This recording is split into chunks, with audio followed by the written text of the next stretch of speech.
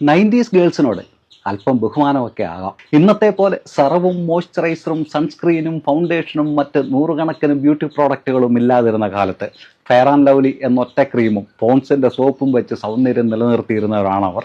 അവർക്കുള്ളതൊക്കെ പത്തര മാറ്റാണ്, തനിത്തങ്കം. സ്വന്തക്കാരെയും ബന്ധുക്കളെയും നാടും വീടും നാട്ടുകാരെയും ഒക്കെ വിട്ടിട്ട് ഏതോ ഒരു നാട്ടിലെ ഏതോ ഒരു വീട്ടിൽ ഒരു നിലവിളക്കം കത്തിച്ച് ചെന്ന് കയറുന്ന ഒരു പരിപാടി ഉണ്ടായിരുന്നു പെൺകുട്ടികൾക്ക്. അവിടെ 18 അടവും പയറ്റി സ്വന്തമായി സ്ഥാനമുണ്ടാക്കിയെടുത്തവരാണ് പലരും.